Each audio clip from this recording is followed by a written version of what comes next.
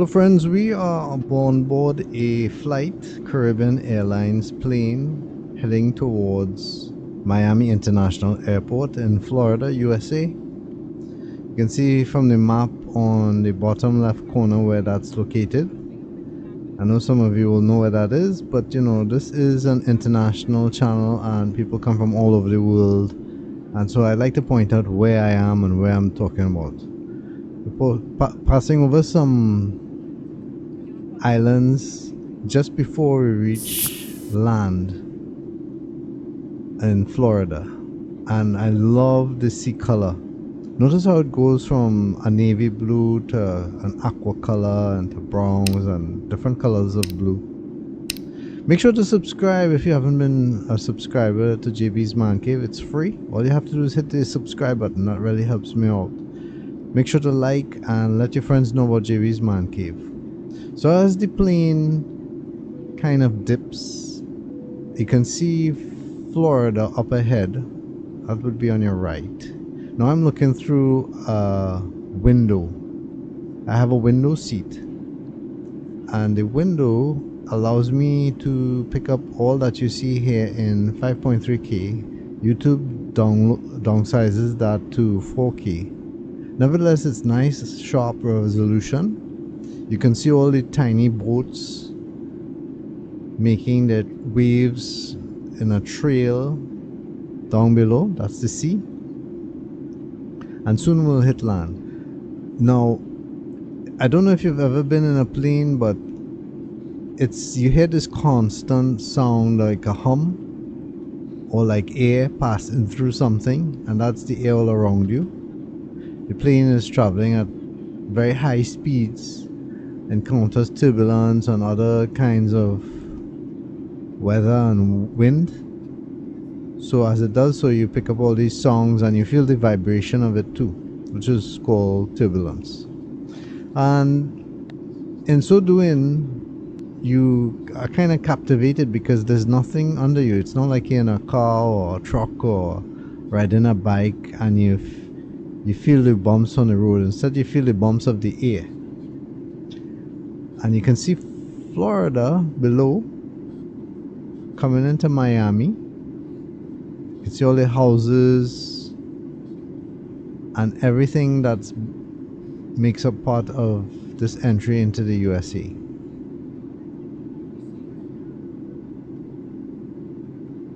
And I like when the plane dips its wing to turn, because that gives you a better view. Have you traveled before? Did you been on a plane before? I know that might seem like a funny question for many of you who are travelers, but again, an international channel, and there are many people in the world who unfortunately don't have the resources to go on a plane. And so this might be one of the sites that they see. And I like to give you the raw. So this is raw footage of me on a plane and about to land at Miami International Airport.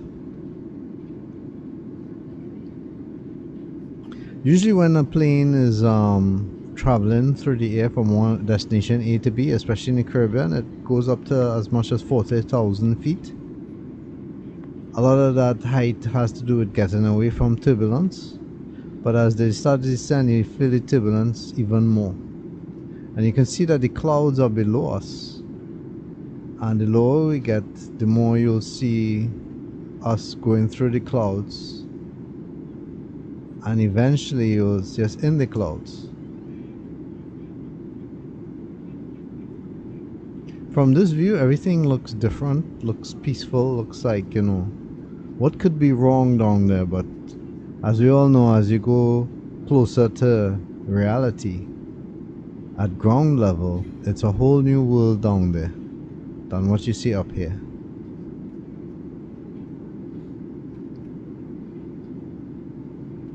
One of the things I like about looking at stuff out here is the layout, the planning that goes into where everything is located.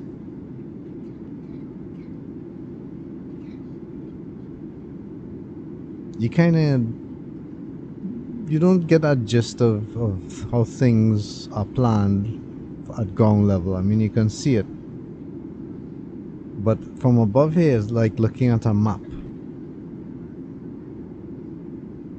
One thing I've noticed, I don't know if it's natural formations of water or if they purposely built,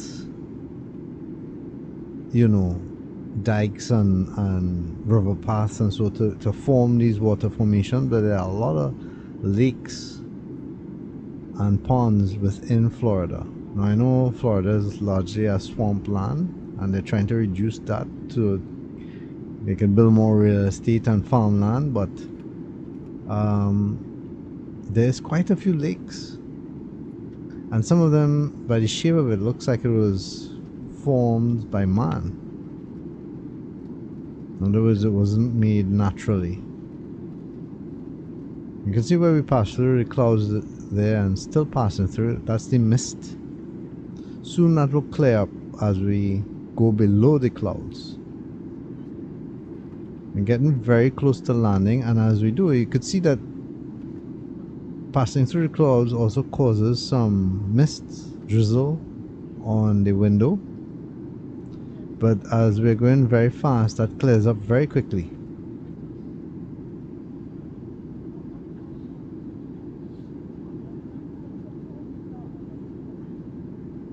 Below, if you can't tell, it's like a swampy, muddy land, and covers quite a vast area too.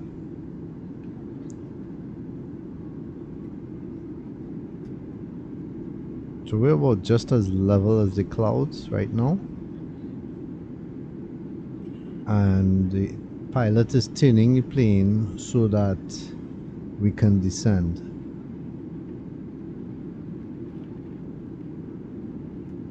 Now I love to be on a window seat.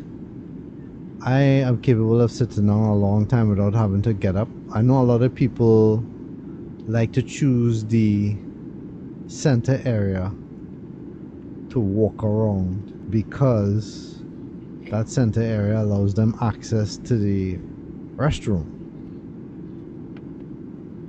and an excuse maybe if they need to really stretch their legs. I know there are people who cannot sit down for too long, and a flight like this from, let's say, Trinidad and Tobago to Miami would be around 4 hours,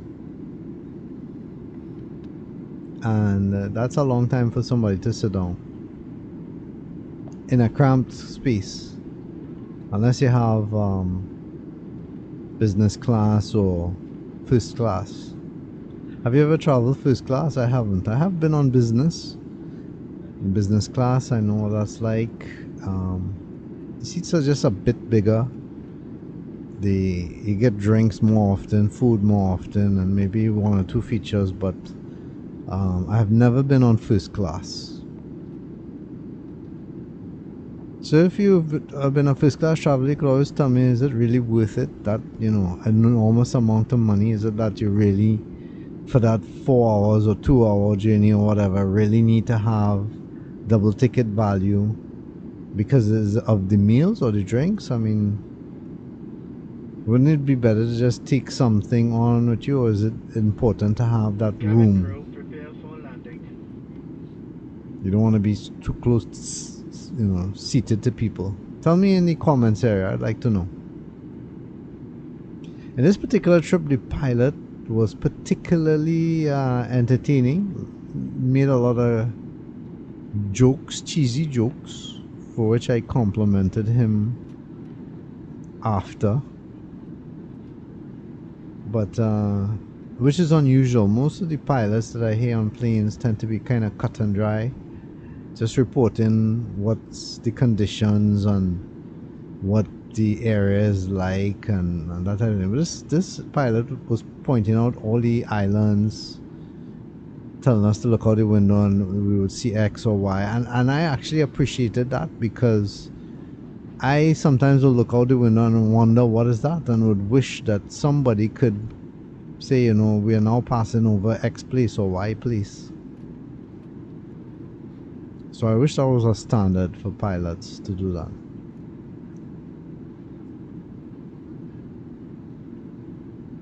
I can only imagine that if a storm or something rolls through here, there must be a lot of flooding.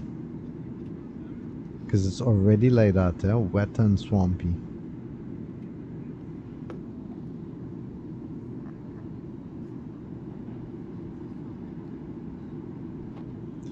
In the old days, they used to give you meals and drinks. Drinks would be twice, one with your meal and one after, with a snack, and you would have a main meal. Like, seeing a flight like this, just before lunch, or I should say just before you land, at lunchtime, they will give you a meal. Now it's not like that. They just give you a snack and one drink. And because of regulations, it used to be that you could bring drinks aboard, but because of security, you can no longer bring drinks. So you kind of have to pay, you choose to pay these exorbitant fees to get drinks within the boarding area, which I don't. For instance, when I was in Miami, I saw they were charging $6 US for a simple bottle of water. And I was like, no way am I paying that. I'd rather go thirsty. Call me cheap, but I refresh myself long before I hit the airport. So it's always advisable to consider that when you go on a plane trip. There's a lot of mist in the air. We're passing some rain clouds. Heading into the dry, you could see the plane's wing adjust its flaps. See, it's moving to the top right there. I'm not a pilot, so I'm no expert on this, but I guess that's to cause a little drag, slow the plane down, get ready for landing. And while doing so, you can see all the buildings in the Miami area in Florida. Talking about that, Messi is supposed to be moving to Miami. What do you all think about that? I have some shorts kind of doing a little parody with that. Make sure to look at them. Look like some warehouses there built. A strange pattern, I guess for shipping purposes. I'm not sure. Very uniformed.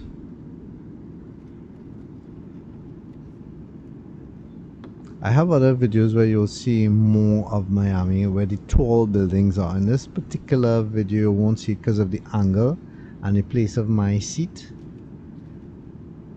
Now in this part here, everybody is kind of, I don't want to say jittery, but they know what's coming up, the landing. And the landing can sometimes be, depending on the pilot, rough or smooth. You can see those train tracks in the background. And you could tell now how fast we're going as we get closer to the ground.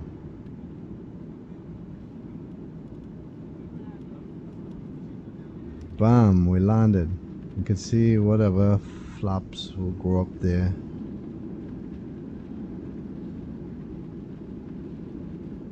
To the end of the plane, it has its own, I don't know how you refer to that purple part there. Part of the wing bent up and down. On older planes, you never had that. It's a new feature, I guess, for aerodynamic purposes. Any of you who are more experts, I'm not going to be looking it up. You can feel free to inform me in the comments area of this video about the purpose of that. What did Boeing have in mind for that? I noticed in some of the newer planes, one flap will be up, but they won't have that part down. So I guess it depends on the model. One model will have the flap up and down, and the others won't. So feel free to tell us what's the purpose of that. You could also put a source for it. Now when a plane lands like this, and that's Miami International in the background there. When a plane like this lands, there are other planes constantly coming in. That is what Miami's like. And you can hear the stewardess in the background saying, you know, remain seated. Everybody's like ready to jump up and get their stuff, but unless the plane has come to a full stop, you really cannot get up and start walking around or doing anything. Now behind the wing here, I would be in seat like 25 to 28, somewhere there. I can't remember the exact number. A lot of people like to get ahead of the wing, nearer to the front where first class is, so they can exit the plane quickly. I really don't care for that, to exit ultra fast, that is, because one, I want a good shot of outside, and being in front of the wing often does not give you as nice a shot as being in the back. And why do I say that? Because in the front of the wing also has the engine sticking out. So when you look out the window, a lot of the engine and the wing will be blocking you.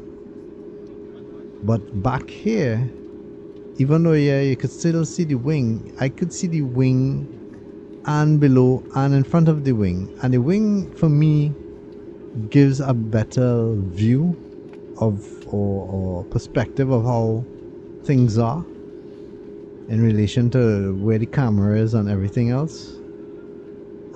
I don't know about you, but having it there is like a plus for me.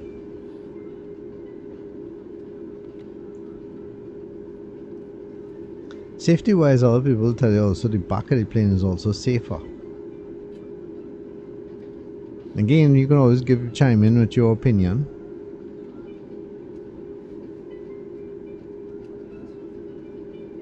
And if you wonder why we're going, so again, a place like Miami International, planes are constantly going out and in. So they have to wait for the tower to give them permission to move. It's not like they could land and just start moving around. You can see a plane in the background,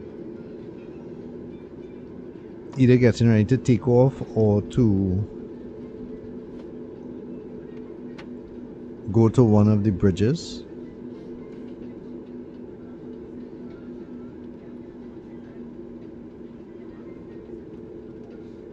There's a lot of ground transportation too, that vehicles are moving and stuff. Everybody has to wait their turn, as it were, because it can actually have traffic. This movement, I believe, is called taxiing. Again, I'm no expert. You can always tell me where I'm wrong or what I didn't say right in the comments area.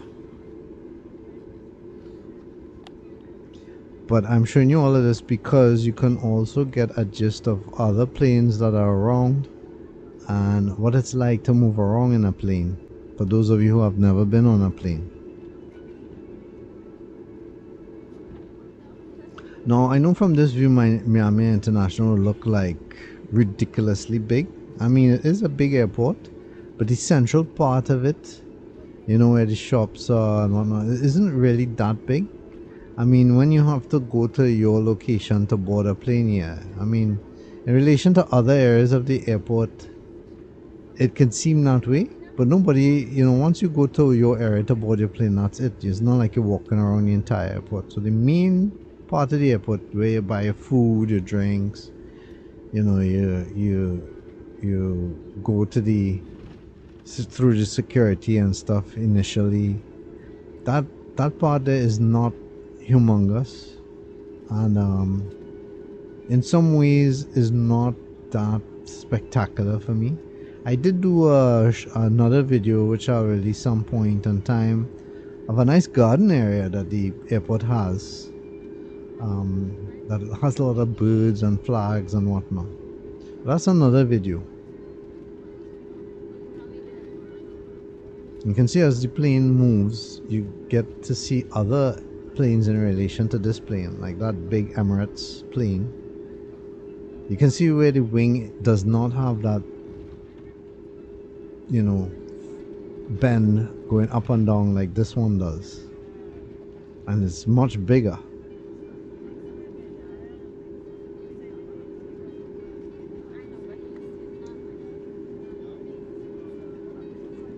Have you ever been to Miami International? What did you think about it? The airport itself? You can always tell me in the comments area again. Whenever you're commenting and you're answering a question, please link excuse me, link to the timeline in the video so we can know what you're talking about. A lot of people will answer a question but not really say what they're answering. Just kind of guesswork to figure out what they're referring to. And it's kind of funny to see all those clouds there too, because you know we just came from up there, so we know what it's like, right?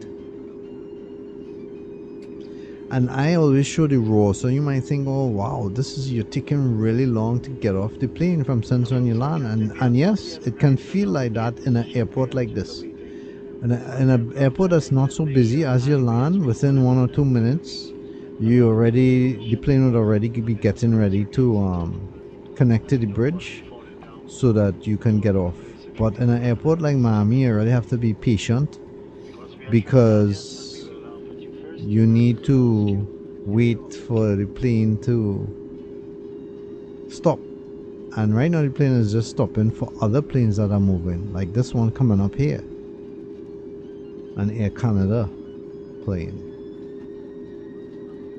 Right now in the creation of this video, Canada is having a lot of problems with forest fires, massive forest fires, and there's a downdraft of the smoke that's going into the USA.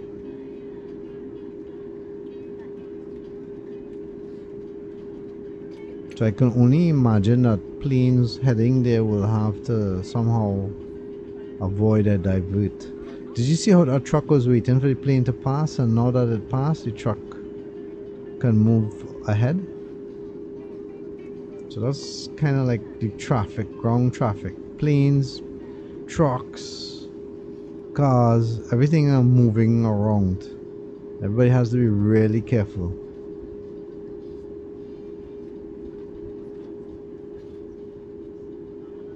So we're passing some more planes. Continental. What's that red and white one?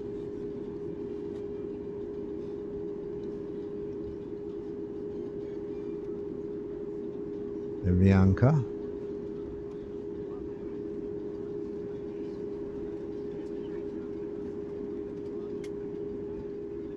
Another Continental plane. I think it might be about the same size as the one we're on.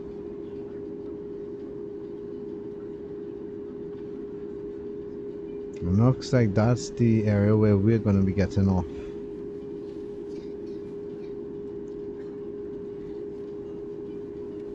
So I hope you enjoyed this video today and the landing. I really appreciate you being here and watching. Again, if this is your first time on JB's Man Cave, this is not all that I do. I cover lots of videos on lots of stuff. Make sure to check out my main channel. Do subscribe, it's free. Let your friends know, like the video, comment, all those things.